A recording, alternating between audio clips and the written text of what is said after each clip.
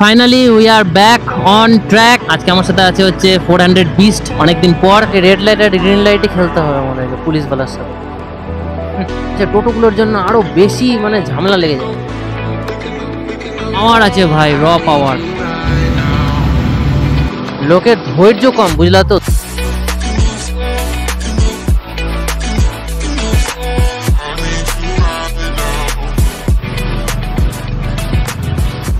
So guys finally we are back on track. আজকে আমার সাথে আছে হচ্ছে 400 বিস্ট। অনেকদিন পর। একটু আগে একটা ঝামেলা হয়ে গেছে, সেটার ব্যাপারে আমি কিছুক্ষণ পরে বলবো। আমাদের গাড়ির হঠাৎ করে মালদা ডিস্ট্রিক্টে কিছু পুলিশ এসে পিছন থেকে হট করে গাড়িতে ছবি তুলে নিল, গাড়ির নাম্বারের সব পেপার ডিটেলস সব কিছু ঠিক আছে, কিন্তু তবুও ছবি তুললাম। আমরা দুজনেই, আমি আর বিশ্বজিৎ আছি, আমরা দুজনেই হেলমেট পরেছিলাম। আই ডোন্ট নো কেন ছবি তুললো। আমরা আটকে যখন কথাটা জিজ্ঞেস করলাম যে স্যার কেন ছবি তুললেন, ওরা কোনো উত্তর দিতে রাজি ছিল না। বলল যে যেটা ছবি তুলেছি সেটা তোমাদের পরেই বলবো কেন তোমাদের ছবি তুলেছি। মানে ইটস লাইক নিজেদের মতো যা খুশি এরা করে যাচ্ছে। আজকে যাচ্ছি তিনটে কাজের জন্য। এক হচ্ছে আমাদের অফিসের কিছু কাজ আছে, দুটো বাইক অ্যাকচুয়ালি টেস্ট রাইড নেওয়ার জন্যই যাচ্ছি আমার নিজের জন্য। মোটামুটি 1 থেকে 1.5 মাসের মধ্যে একটা নেওয়ার প্ল্যানিংয়ে আছি।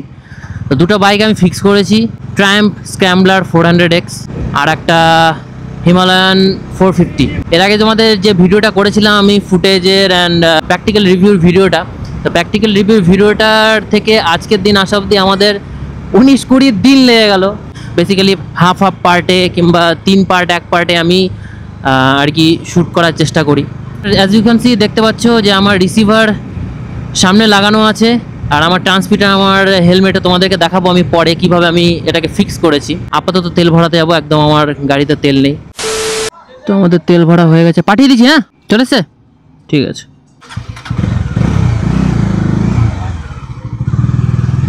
তো আমাদের এখন তেল ভরানো হয়ে গেছে। একটু বিশ্বজিতের ওখানে যাব, গিয়ে দেখি ও কী বলছে। ও টেনশনে আছে, আর একটা ওর গাড়িটার ছবি তুলে নিল বিনা কারণে। ঠিক আছে, এদের নিয়মই ভালো না অ্যাকচুয়ালি পুলিশের, তো সেই জিনিসটা খুব খারাপ হবে। দেখা যাক কি হচ্ছে, কথাবার্তা তো চলছে। সো ইয়েস, যেটা কথা ছিল, তো আমি আজকে আমার হ্যান্ডেল বার মাউন্টটাও এনেছি। তোমাদের পিওভি যেটা ফ্রন্ট শট সেটা আমরা দেখাবো যে কীরকম কী আসছে না আসছে।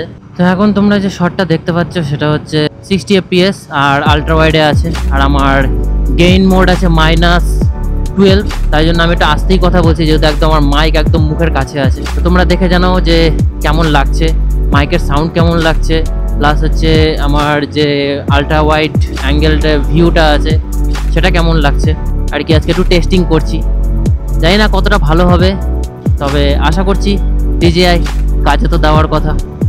রোদ আছে একটু, আছে গরম আছে, প্লাস পুরো রাস্তা ফাঁকা, সেরকম একটা গাড়ি ঘোড়াও নেই আজকে। আর আমরা আজকে দিনেই যাচ্ছি, বুটসটা খালি পরে এসেছি, কোনো রাইডিং গ্লাভস বা কোনো কিছু আমি আনিনি। এত গরমের মধ্যে সম্ভব না এগুলো পরে রাইডিং করা, বিশেষ করে বেশি দূর গেলে সেটা আলাদা ব্যাপার, অবশ্যই পড়তে হতো, বাট কাছাকাছি যাচ্ছি পড়া উচিত, কিন্তু আমি পড়িনি। আর অলরেডি আমাদের 2 ইয়ার্স কমপ্লিট হয়ে গেছে এটা নিয়ে সিকিম যাওয়া। এখনও ভাই বিস্টই থাকে। 400cc সেগমেন্টের মধ্যে ভাই বেস্ট বাইক। অলরেডি একটা এর থেকেও কমের একটা বেরিয়েছে NS 400Z, তবে ওটা আমার অতটা ভালো লাগে না। একটু 400cc বাইক একটু বড় না হলে ব্যাপারটা কেমন মানায় না। তো আমার ক্ষেত্রে the best and the perfect Dominar 400। আজকে যেসব বাইকের টেস্ট ড্রাইভ নিতে যাচ্ছি তো সেগুলো 400cc আন্ডারই, সেগমেন্টের আন্ডারই পড়ে, তো ক্যাটাগরির ওয়াইজ আলাদা। ডমিনার এটা যেমন অ্যাডভেঞ্চার ট্যুরার, ট্রায়াম্পের স্ক্র্যাম্বলার 400 তো অবভিয়াসলি নামেই আছে স্ক্র্যাম্বলার, আর হিমালয়ান যেটা একদম পুরো অফরোড অ্যাডভেঞ্চার ট্যুর হাইওয়ে, তুমি যে কোনো কিছুতে চালাতে পারবে। অলরেডি এটাও হাইওয়ের জন্য খুব পারফেক্ট বাইক। আমার এতদিনের স্বপ্ন, যেটা আমি প্রায় নিয়ার অ্যাবাউট 3 বছর থেকে দেখছি যে আমার নিজের একটা বাইক হবে। পছন্দের বাইক তো ছিল রনিন, কিন্তু এখন ভাবছি যে 225cc থেকে একটু আপগ্রেড করে 400cc-তে গেলেই মানে সেই জিনিসটাও ভালো হবে। আর আমার পারপাস হচ্ছে অবভিয়াসলি সিটিতে খুব একটা রাইড আমার হয় না, আমার বাড়ি সিটিতেও নয়, লং ট্যুরের জন্যই আমি একটা আর কি ভাবছি সেরকমই। এই দুটো বাইক পছন্দ করেছি, সেই দুটোর মধ্যে আমার চয়েস আছে। আর মাইলেজটা একটু কম বেশি আছে। স্ক্র্যাম্বলার 400X-এ সিটিতে 23 থেকে 25, খুব বেশি হলে 27 অবধি দিয়ে দেবে, লংয়ে গেলে হয়তো 27 থেকে 30-এর মধ্যে। ডিপেন্ড অন কেমন করে তোমরা চালাচ্ছ। যদি খুব অ্যাগ্রেসিভলি চালাও তাহলে অবশ্যই কম দিবে।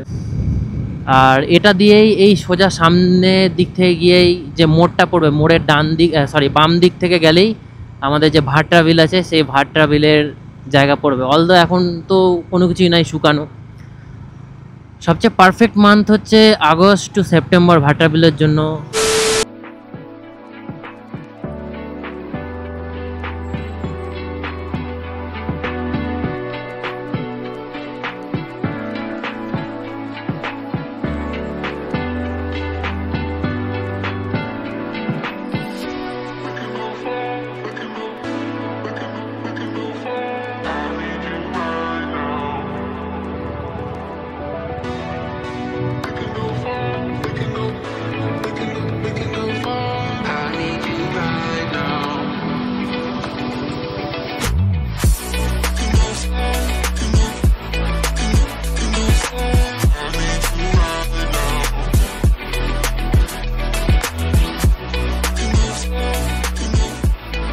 ভালোই হচ্ছে। এটা সিট হাইট কত আছে?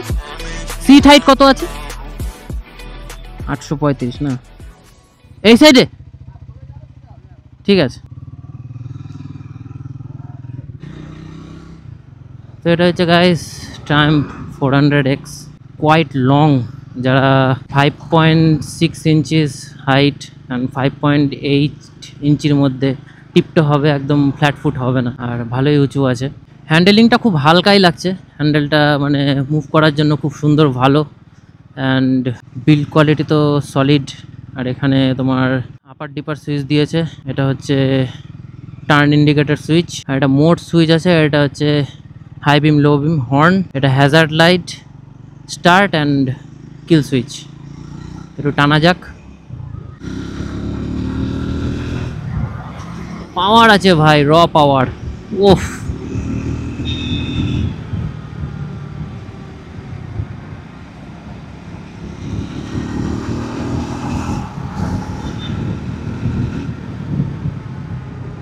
স্পিডোমিটার খুলে রেখে দিয়েছে, স্পিডোমিটার উঠছে না, ওই জন্য বোঝা যাচ্ছে না। কিন্তু এখন আপাতত 6 গিয়ারে আছি, নেয়ার 2000 RPM, 2000 and 4000 RPM in between. অল্প চালানোতে খুব একটা বেশি বোঝা যায় না, এটা হচ্ছে একটা ড্রব্যাক। কারো বাইক থাকলে সেটা নিয়ে করা যায়, কিন্তু তাহলে এখান থেকে আমরা ঘুরিয়ে নিই। সো আমাদেরকে বললো এটা দিয়ে যেতে, যদিও রং রুট, কিন্তু শোরুম যেহেতু এদিকেই পড়ে। অফ রোডে এখন আর কি বোঝা যাবে, এইটুকু অফ রোডে। বাট খুব স্মুথ ইঞ্জিন, পাওয়ার ল্যাগিং কোনো কিছু আমার মনে হচ্ছে না, আর একদম স্মুথলি গিয়ার চেঞ্জের ব্যাপারটা আর কি হচ্ছে।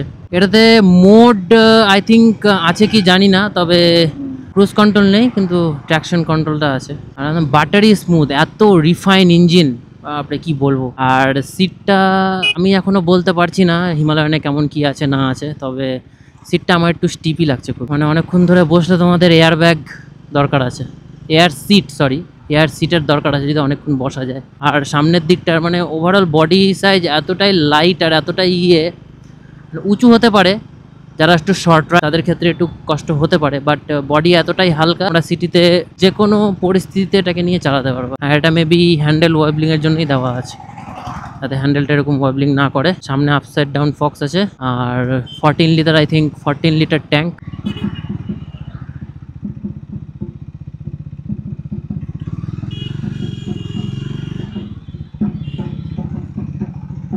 এখন ট্রায়াম্ফের শোরুম থেকে বেরিয়ে টেস্ট ড্রাইভ সব নিয়ে নিলাম, এস্টিমেট কত কী পড়বে সব নিয়ে নিলাম।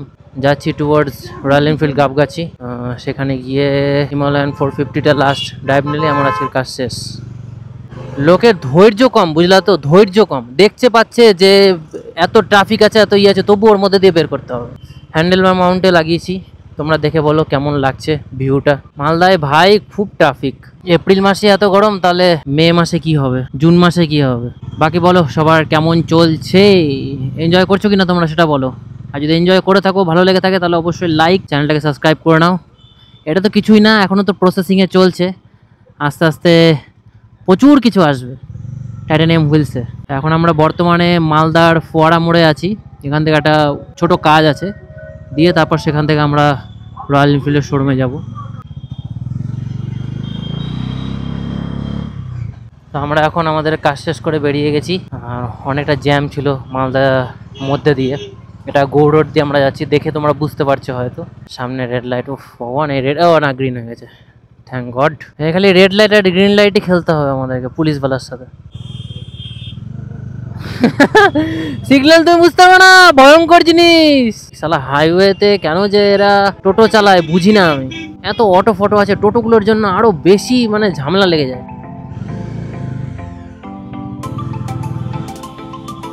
ফাইনালি আমরা চলে এসেছি রয়্যাল এনফিল্ডের শোরুমে হিমালয়ানের টেস্ট ড্রাইভ মডেল না থাকায় সবশেষে আমরা ডিসাইড করলাম ট্রাম্পের স্ক্র্যাম্বলার 400 এসকি নেওয়া যায়।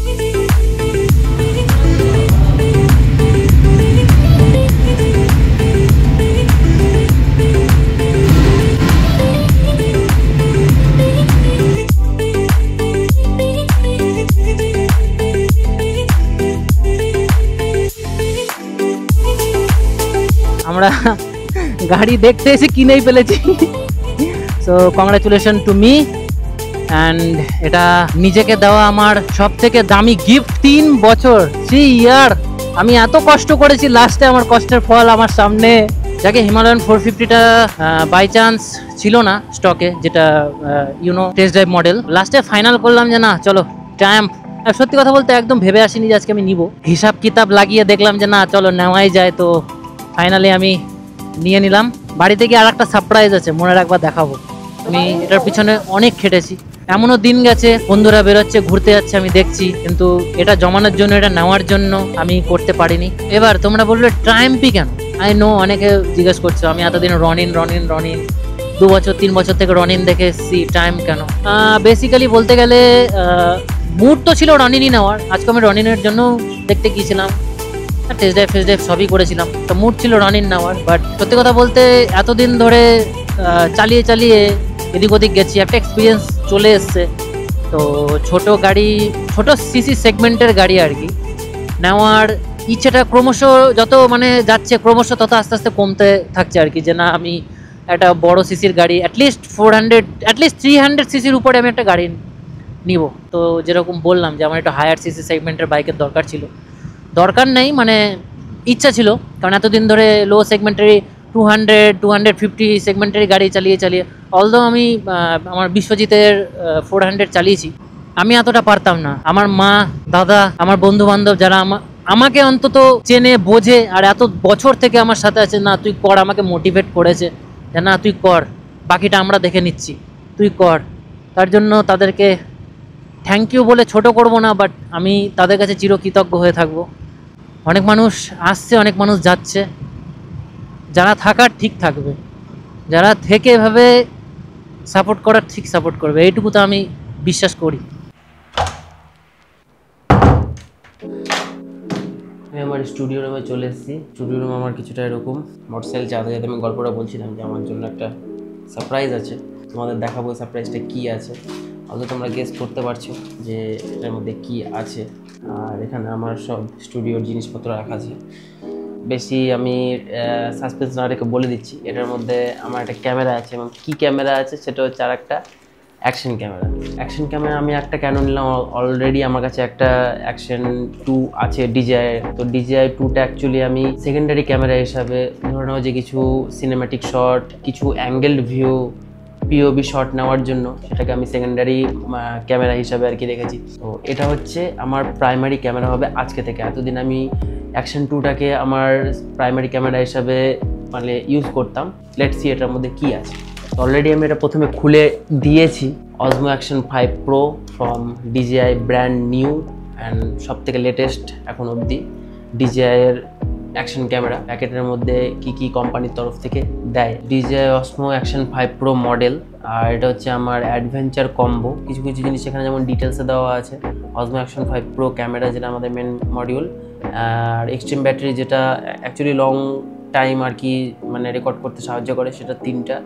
Battery case, 1.5 meter extension rod, যেটা অনেকটাই বড় হয়, আর লকিং স্ক্রু 2টা, প্রোটেক্টিভ ফ্রেম আছে যেটা ক্যামেরার জন্য, আর হচ্ছে বেস মাউন্ট আছে, অ্যাডাপ্টার মাউন্ট আছে, অ্যাডাপ্টার মাউন্ট মিনি আছে, একটা বড় একটা ছোট, আর হচ্ছে টাইপ সি কেবল। তো এটা ওপেন করা যাক। দুটো সেগমেন্ট আলাদা ভাগ করা থাকে। এটা হচ্ছে অ্যাকশন 5 Pro আর এটা হচ্ছে তার অ্যাক্সেসরিজ। ভিতরে আরও অনেক কিছু আছে, অনেক কিছু বলতে একটাই জিনিস আছে, আর কিছু নেই, সেটা হচ্ছে এক্সটেনশন রডটা। তো ক্যামেরা মডিউলে প্রথমেই সিলিকা জেল, ভুল করেও কোনো দিন খাবে না এটা। তারপরে আমাদের আছে এখানে কেস, আর এটা হচ্ছে মেন ক্যামেরা ইউনিট, এটার মধ্যে আর কোনো কিছু নেই। এটা আমাদের ক্যামেরা, আর এটা হচ্ছে আমাদের কেস। অ্যাক্সেসরিজের মধ্যে আছে প্রথমে পাওয়ার কেবল, চার্জিং কেবলও বলতে পারো, তারপর হচ্ছে এটা হচ্ছে অ্যাডাপ্টার মাউন্ট, ব্যাটারি কেস, তার সাথে এটা ডিজিআই স্টোরের কিছু ওয়ারেন্টি কার্ড টাইপের মেবি, আর এটা হচ্ছে ইউজার ম্যানুয়াল আর স্টিকার। আমরা এটাকে সাইড করে রাখছি। তো আমরা সবচেয়ে প্রথমে ক্যামেরাটা খুলব। Main camera unit action 5 pro, field of view 155, যেটা আমার প্রিভিয়াস ক্যামেরা অ্যাকশন 2 ওটারই সমান। অ্যাপারচার হচ্ছে f2.8 অ্যান্ড সেন্সার যেটা ইউজ করছে সেটা হচ্ছে 1/1.3 ইঞ্চ, কোয়াইট বড়, অ্যান্ড সেটার কারণে রাত্রিবেলার ফুটেজ খুব ভালো হয়। ব্যাটারির জায়গা, ব্যাটারি এখান দিয়ে যাবে অ্যান্ড মাইক্রো এসডি কার্ড যাবে। পাওয়ার বাটন, এটাও পাওয়ার বাটন। মাইকের এরিয়া, ইউএসবি দিয়ে চার্জ করতে পারবো আর মাইকের অ্যাডাপ্টার লাগাতে পারবো। এটার মধ্যে অনেক কিছুই দিয়েছে, দুটো স্ক্রু যেটা লেখা ছিল। কার্ভ মাউন্ট, এটা কি জিনিস আমি জানি না, তোমরা কেউ জানলে কমেন্টে জানিও। চিন মাউন্টের সাথে লাগানো ছোটোটা, আর এটা হচ্ছে বড়। এর মধ্যে 3টা ব্যাটারি আছে, তোমরা দেখতে পাচ্ছ। 1950 মিলি অ্যাম্পিয়ারের 3টাই, যেটা হচ্ছে এক্সট্রিম ব্যাটারি, অনেকটাই বেশি টাইম অবধি রেকর্ড করতে পারবে আর কি। আর এটা 3টা আছে, সো ট্রাভেল বা দূরে কোথাও গেলে আমাকে ব্যাটারি শেষ হওয়া নিয়ে কোনো চিন্তা করতে হবে না। আর এটা কেসে, এই 3টা একসাথে কেসের মধ্যেই সাইড থেকে আমরা চার্জ করে নিতে পারবো। 1.5 মিটার এক্সটেনশন রড, যেটা অনেকটাই বড় করা যাবে। আর এখানে মাউন্টিংয়ের জন্য অলরেডি বেস মাউন্ট দিয়ে রেখেছে। আমরা এখন ক্যামেরাটাকে অন করব। অন করার জন্য সবচেয়ে প্রথমে আমাদের ব্যাটারিটা লাগবে। এখান থেকে একটা ব্যাটারি নিয়ে আমরা সাইডে যে ব্যাটারি চেম্বারটা আছে সেটা উপর দিকে ঠেলে ওপেন করতে হবে। ডান। এটার ইন্টারনাল মেমোরি 47 জিবির মতো থাকে, that's pretty good for 1.5 day tour. এটাকে আমরা অন করব। অন করার জন্য আমাদের এখানে কিউএস লেখা আছে, এই কিছুক্ষণ প্রেস অ্যান্ড হোল্ড করে মোটামুটি সঙ্গে সঙ্গে গোপ্রোর মতো না যে অনেকটা টাইম লাগায়। আর আমি এর আগেও তোমাদের বলেছিলাম যে আমি সেট আপ অলরেডি করে ফেলেছি এটাকে খুলে, তো এটা ডাইরেক্ট চলে এসছে। এটা হচ্ছে সামনের ক্যামেরা। এই মডেলের সাথে ডিজিআইয়ের যে মাইক পিনি আছে ওটা আমি ডাইরেক্ট অসমো অডিওর মাধ্যমে আমরা ডাইরেক্টলি আর কি কানেক্ট করতে পারবো। ডাইরেক্ট কানেক্ট করব, তখন এর মধ্যে কোনো রকম কোনো রিসিভারের দরকার নেই, কোনো রকম কোনো তারের দরকার নেই, সিমলেসলি ডাইরেক্ট কানেক্ট হয়ে যাবে। প্রেস করলে রেকর্ডিং শুরু হয়ে যাবে। Thank you so much for watching the titanium wheels. আর আমার ব্লগগুলো যদি ভালো লেগে থাকে অবশ্যই লাইক অ্যান্ড সাবস্ক্রাইব করো, আর শেয়ার করো তোমাদের ফ্যামিলি মেম্বার, বন্ধু বান্ধবদের সাথে। নেক্সট এরপরে যে ভিডিওটা আসবে প্রবাবলি আমি কোনো রাইডই করব, বা আমার গাড়িটাকে পিপিএফ করানোর জন্য আমি শিলিগুড়ি নিয়ে যাব, তখন সেই ব্লগটা আমি দিব অবশ্যই। তারপরে তোমাদের সাথে আস্তে আস্তে আরও অনেক কথা হবে। So stay tuned and thank you for watching. By.